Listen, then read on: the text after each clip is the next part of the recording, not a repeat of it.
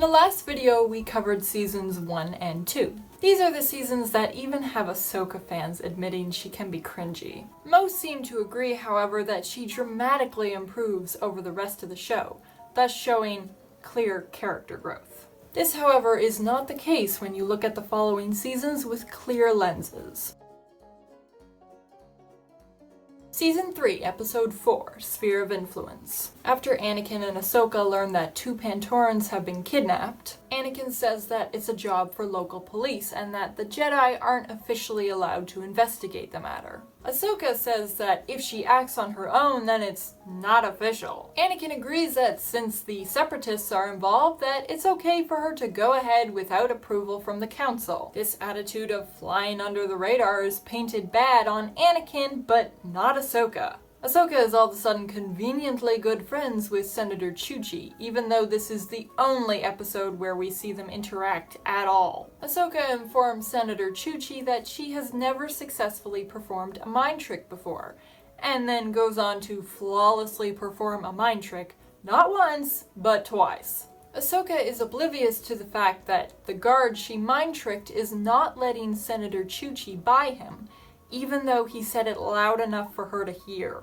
Yet Ahsoka doesn't even check to see if Chuchi is following her, and she just continues on her merry way until Chuchi calls her back. You will let me pass. I will let you pass. I'm sorry, the detention block is closed to visitors. Ahsoka? Ahsoka is suddenly capable of taking down 6 clankers all by herself. Yoda is given trouble with a similar number in Season 1, Episode 1. Season 3, Episode 6, Academy. Ahsoka is given a mission to teach a class of future leaders on Mandalore. She whines to Anakin that she's overqualified for this, again showing a complete lack of respect or appreciation for people with essential but mundane careers. For the rest of the episode, she is suddenly super mature compared to the kids her age, who all act exactly as she does in almost every other episode.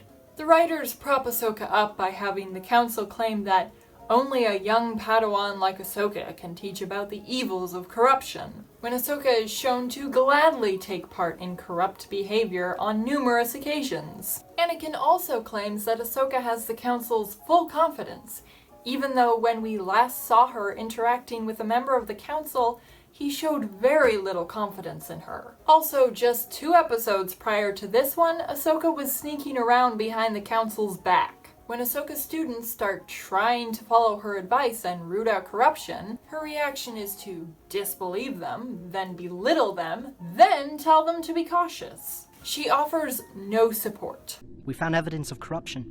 What do you mean? We decided to go look for food. Food? Down at the government warehouse. Someone just let you in to inspect the warehouse? We broke in. So you committed a crime. Do you have proof? The Prime Minister is meeting us tonight to... Are you sure that's a good idea? But I thought you said it was the duty of every citizen to expose corrupt officials. I'm only saying that you should take this slowly. Later, she simply shows up and takes charge, the writers painting her as a hero. At the end of the episode, Satine thanks Ahsoka, while ignoring the contribution of her students, including Satine's own nephew, who approached her long before Ahsoka even knew anything was going on. Season 3, Episode 7, Assassin.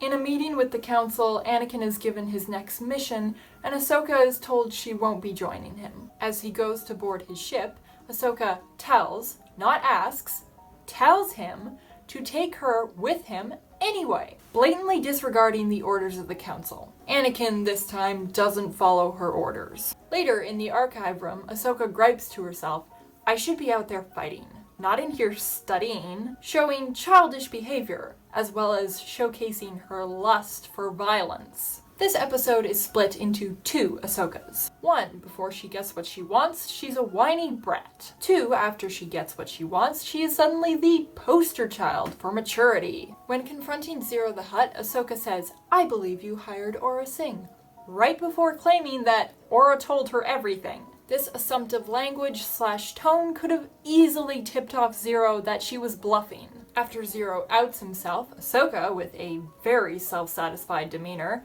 tells him that he can expect a very long stay in his prison surroundings. This show of satisfaction towards someone else's pain is a very clear violation of the Jedi Code. Season 3, Episode 10, Heroes on Both Sides. When Padme shuts Anakin down and tells Ahsoka to come with her, Ahsoka glances at Anakin with a haughty expression like, "That's right, know your place." When Padme suggests that Ahsoka use her Jedi status to smuggle the two of them across enemy lines, Ahsoka pretends to be shocked and then immediately laughs it off and happily agrees to misusing her position to break the law. Are you suggesting I use my status as a Jedi to smuggle you behind enemy lines?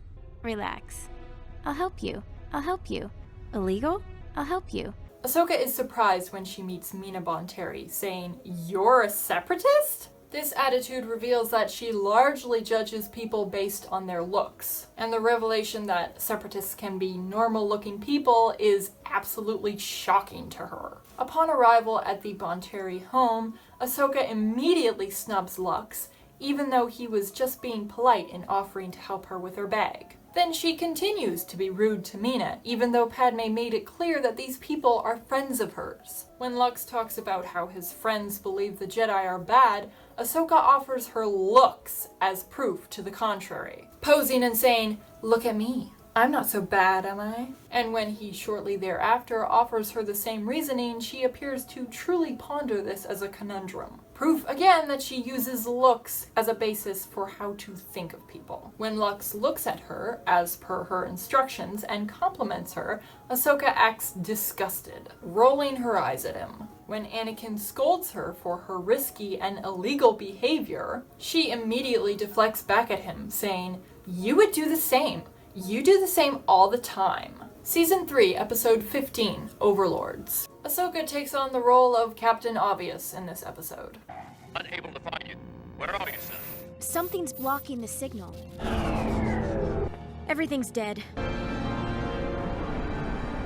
It's pulling us towards it. Storm's coming. Oh my gosh, Ahsoka.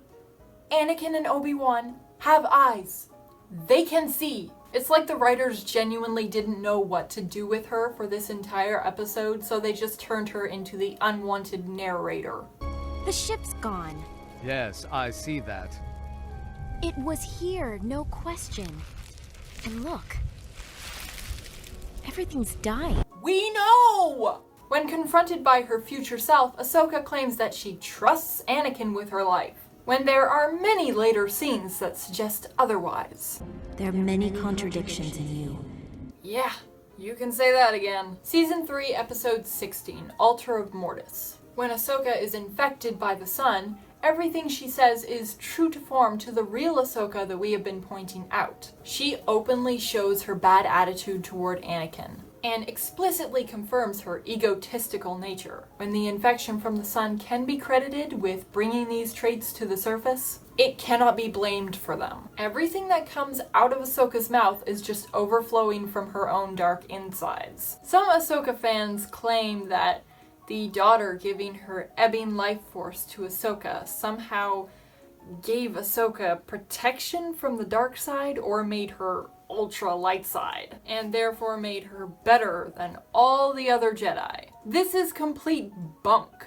First, all the daughter gives Ahsoka is her life force, not her light essence. Second, before the transfer, the father says that Ahsoka will be consumed by the dark side if nothing is done. That means that even if the light essence was transferred too, all it would do is balance the darkness, not overwhelm it, leaving Ahsoka exactly the way she was before, which is what we see from her behavior throughout the rest of the series. Season 3, Episode 17, Ghosts of Mortis. Ahsoka is turned into a master mechanic for one episode. She is put in charge of fixing the ship when they are short on time, instead of Anakin, which happens to be convenient for the plot. Obi-Wan finds Ahsoka sleeping when she should be fixing the ship. She says she was almost done, so I guess she decided that meant that she could stop and take a nap? When Obi-Wan warns Ahsoka that Anakin has joined the sun and the ship must be disabled. She responds through gritted teeth,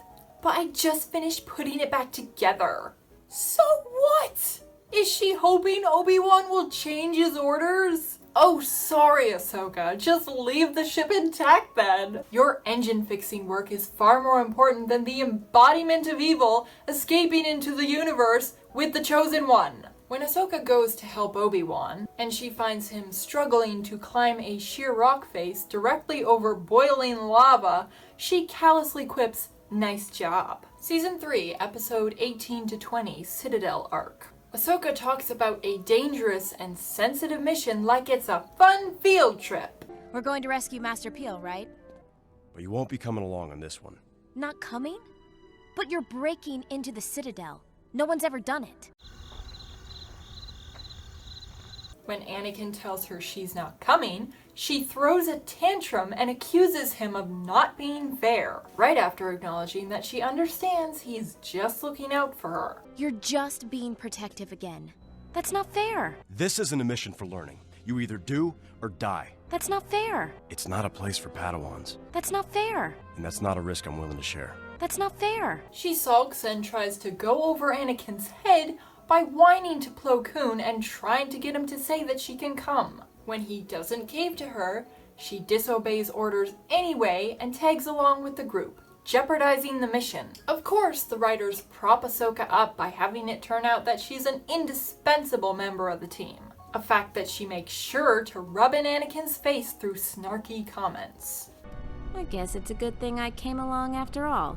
At the end of the episode, Plo Koon lies on her behalf, enabling her to escape any consequences for her actions. Season 3, episode 21 to 22, Padawan Lost and Wookiee Hunt. Ahsoka hangs behind the rest of the group for no other reason than to be captured, which again is convenient for the plot. Ahsoka is painted by the writers to be superior to the other Padawans, even though they are the same age as her and have been in that situation much longer than she has. She immediately treats them as inferior, taking charge and telling them what to do, ignoring the knowledge gained from their experiences in favor of her own, etc. The character who disagrees with Ahsoka is literally killed off.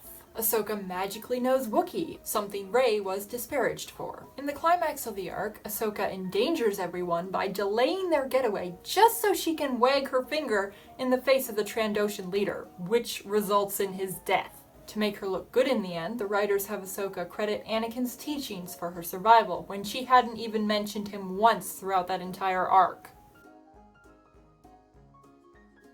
Season 4, episodes 1 to 3, Water War arc. She's more of a side character in this arc, but the writers make sure to have her singled out as an exceptional help. A cheap trick to make Ahsoka look good when in reality she's doing no more than anyone else. When Ahsoka has the prince clinging to her transport as they flee from Rift Tamsin, the prince shouts, "I'm slipping," and Ahsoka doesn't respond in any way. She doesn't answer verbally with instructions or encouragement, and she doesn't respond by physically helping him, or maneuvering the craft in such a way to assist him in regaining a better grip. She doesn't even acknowledge that he said anything. When Riff is attacking the water tube they are in, Ahsoka just sits there with the prince, until Riff bursts through the glass and murders several of the Mon Cala soldiers right in front of them. Then she finally ushers the prince away down the tube. Throughout the second episode, the prince struggles with sitting idly by while his people are being captured and enslaved. He often comments on the need to gather an army and fight. Ahsoka is the one of all people telling him he needs to sit tight. This from the girl who complains incessantly if she's not involved in the action. After encouraging the prince that his strength is inspiring greatness in others, and hearing him brood that his people don't know he's alive, she stops paying any attention to him. The result is he comes out of hiding and creates a spectacle which nearly gets him killed. She stays in the shadows where she is out of the line of fire, telling him the guards will be coming, rather than just going out and protecting him from the inevitable barrage of fire. When they are fighting in whirling water, Ahsoka puts the prince in a vulnerable position, and then just leaves him there, and watches while he is attacked by Riff. She intervenes momentarily and then again just watches as Fisto struggles with Riff.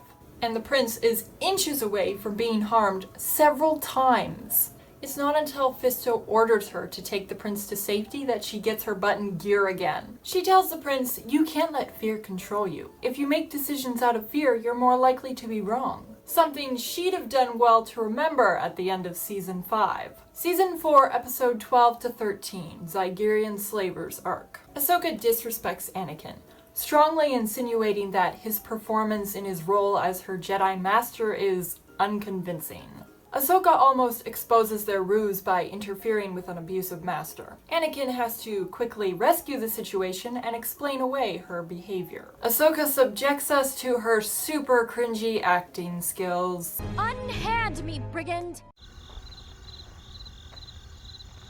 When captured by the enemy, Ahsoka doesn't use the Force to free herself when it is made clear later that she easily could have. Looks like your slave empire is finished.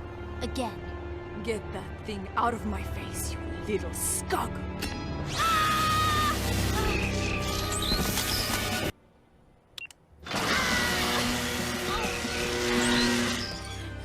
I sense a disturbance in the Force. It's Dooku.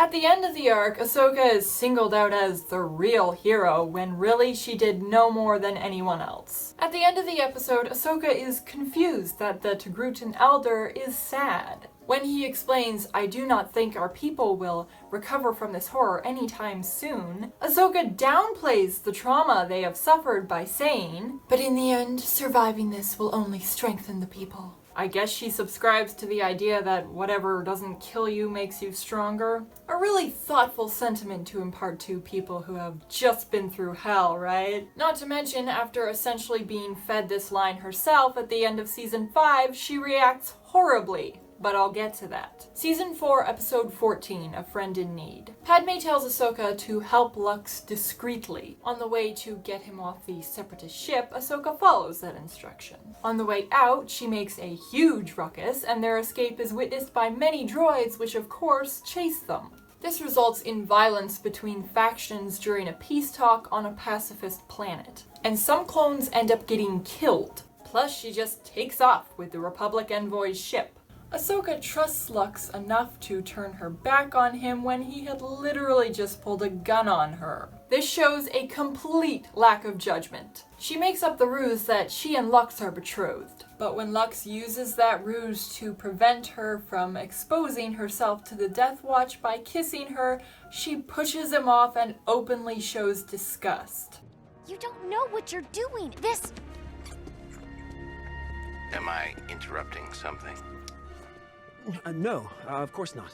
We were just, It was your idea to be betrothed. Maybe just play along when he's trying to keep you safe?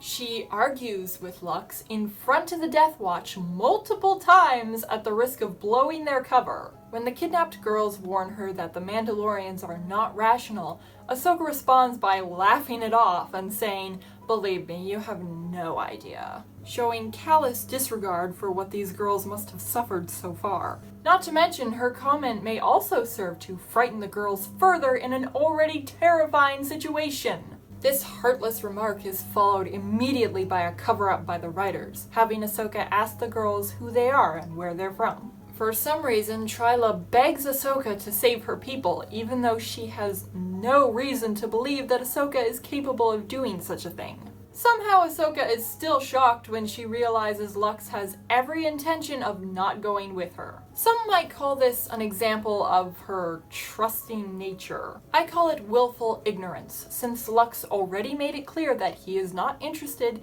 in joining or being indebted to the Republic. Season 4, Episode 16, Friends and Enemies. She insults Bane's hat, indicating she has terrible taste. Season 5, Episode 2, A War on Two Fronts. Ahsoka is suddenly jealous for Lux's attention when it is made clear that he has a romantic interest in Steela. This is a complete 180-degree turn from Ahsoka's previous behavior, since she has always shown disgust whenever Lux showed her any romantic attention. This instant change is done by the writers solely for putting in pointless drama. Ahsoka is so distracted by this forced love triangle crap that Anakin actually has to remind her to keep her head in the game. When Steela gets upset because she's having trouble rolling a stun grenade at practice droidicas, Ahsoka goes and gives her a pep talk. When Steela shows how good she is as a sharpshooter and gets Anakin's praise, Ahsoka tries to take her down a couple notches by moving the targets. When Steela nails the target anyway, Ahsoka offers a hollow-sounding "nice job" and looks sulky, showing she can be nice when she feels superior but becomes upset as soon as her status is challenged. Season 5, Episode 5, Tipping Points. At the end of the episode, Lux mentions Ahsoka's heroics, even though she spent the entire arc in a background support role, mostly just observing as they planned and executed missions, and in the end, failed to save Steela. Ahsoka's failure to save Steela is of particular interest to note, since, in the very same moment, she saves Lux without issue, and then the writers instantly nerf her abilities and have her struggle and fail to save Steela.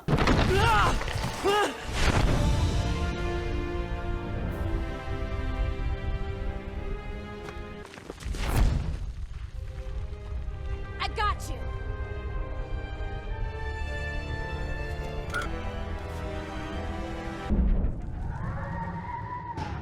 This is suspiciously convenient as it removes a rival love interest for Ahsoka, making her center stage again. Season 5, Episode 7, A Test of Strength. Ahsoka is put in sole charge of a group of younglings. Literally no one else accompanies them. No junior or senior Jedi, not even pilots for the ship. This makes very little sense, but of course the writers do this to make Ahsoka seem like a mature authority figure. It's very telling that the writers felt they needed to put Ahsoka by herself in order to make her look good, since whenever there are others of authority around, she typically behaves horribly. After being forced to hide from pirates, Ahsoka loudly shushes the younglings, who are 10 feet away from her, when the pirates are basically right over her head.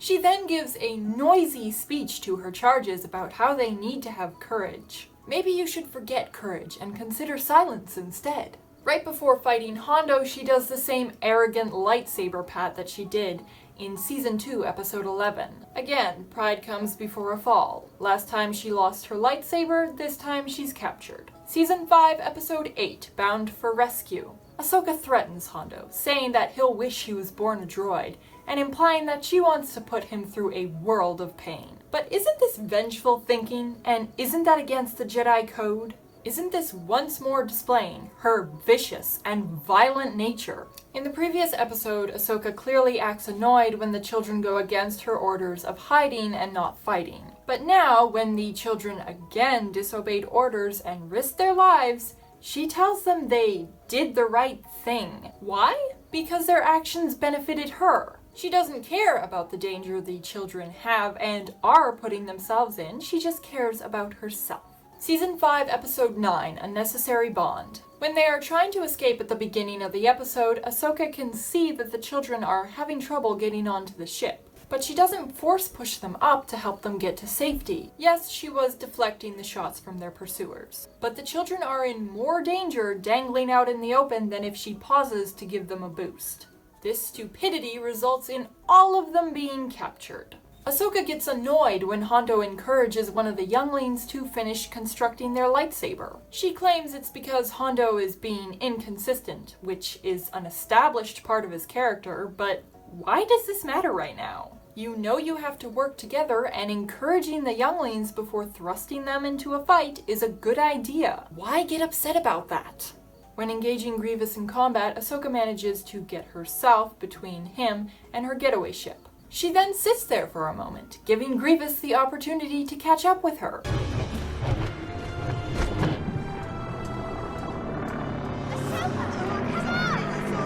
So far, we have covered Seasons 1 to 4 and most of Season 5. We have shown that, despite the general consensus, Ahsoka's character does not undergo any proper growth from Seasons 3 to 5. All the writers have accomplished is giving her a split personality, which persists throughout the rest of the show, as you will see in the next video. In Part 3, we will cover the Wrong Jedi arc, Seasons 6 and 7, and we'll explain why we believe that the issue of Ahsoka's character needs to be addressed.